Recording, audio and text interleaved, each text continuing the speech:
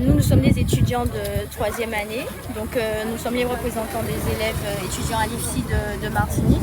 L'IFSI de Martinique. l'IFSI, c'est Institut de formation en soins infirmiers. D'accord. Donc, ce sont des formations de 35 heures par semaine où les étudiants suivent des formations théoriques et de stage pour devenir prétendre à la profession d'infirmier. Donc, il y a trois années, première, deuxième, troisième, et aussi on a l'IFAS, l'Institut de formation d'aide-soignants.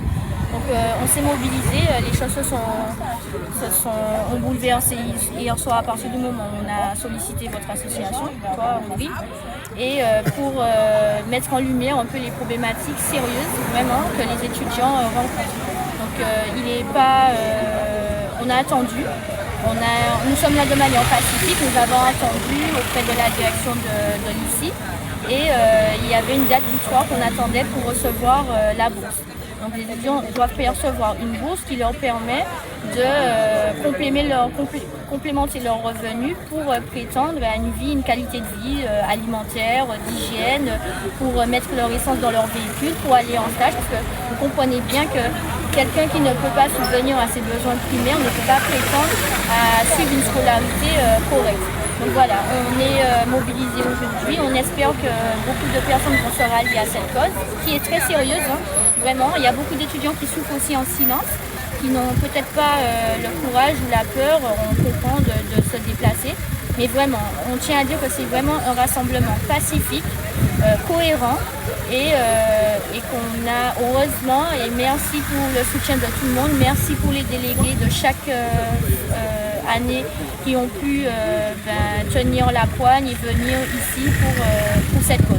Donc voilà, les problématiques sont le retard de la bourse, les montants qui ne sont pas stables, la récurrence, à chaque fois, chaque année, on est obligé de revenir là comme ça devant les tabloïds pour réclamer un dû. Ce n'est pas normal.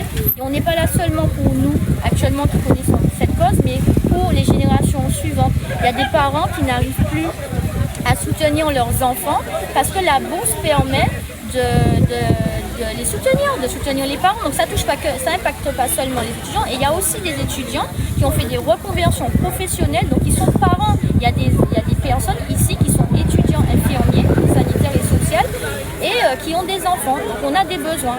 Et c'est normal, c'est un dû, ça fait partie de la législation. En métropole c'est pareil, en Guadeloupe. Et voilà. Donc voilà, je ne sais plus quoi dire de plus. La problématique c'est ça, c'est le retard, le montant, la non-communication des informations. Voilà, et donc on espère être reçu et obtenir, et on ne partira pas tant qu'on n'aura pas des réponses concrètes, un résultat. Donc toi tu es en 3e année. Je suis en 3e année. Et donc les 3 années ça a été pareil? En fait, les délégués précédents avaient beaucoup plus de connaissances, donc on a suivi le mouvement depuis la première, deuxième, 3e année. Et oui, chaque année, effectivement, il y a un retard. On ne demande pas la lune, on demande juste à être entendu et apporter des réponses, et que ça ne soit pas récurrent. En fait, vous demandez, étant donné qu'il nous est vendu que nous sommes dans un système français, que nous sommes français, c'est ce qui nous est vendu, vous demandez que les normes françaises soient respectées, tout simplement, puisque voilà. On sait qu'en France hexagonale, ça n'arrive pas. Et puis qu'il n'y ait pas tout le temps cette attente interminable sur des choses qui sont déjà prévues. C'est-à-dire que chaque année, vous avez des ouvertures de candidature d'étudiants.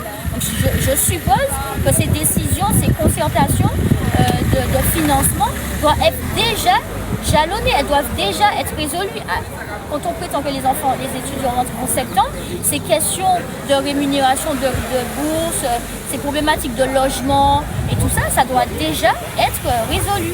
Pour que quand tu t'assures de rentrer à l'école en septembre, tu n'es pas à te soucier de comment tu vas manger, où tu vas dormir, comment tu vas faire ci, comment tu vas faire ça, comment tu fais pour être focus pleinement dans ta scolarité et demain sauver des vies. Donc tu es là, tu t'occupes de ton patient, mais tu es soucieux du oh putain, j'ai pas pu manger, j'ai pas fait ça. Donc non, donc comment dire, comme je disais, c'est une succession de facteurs. Quelqu'un qui mange bien, quelqu'un qui dort bien, quelqu'un qui est bien psychiquement et psychologiquement et à même de pouvoir acquérir des connaissances et être compétent. ou soigner des vies. Parce qu'on soigne des vies, on prend soin des gens en EHPAD, aux urgences, tout. Voilà. Et c'est déjà un métier en tension. Donc voilà, vous avez besoin de jeunes, les gens ont besoin de penser à la retraite. Les parents qui encouragent leurs enfants à embrasser cette profession, ils ont aussi envie de ne pas se soucier que leurs enfants sont en difficulté. On a des étudiants qui quittent la Guadeloupe pour être scolarisés On a une à côté, on va lui... D'accord.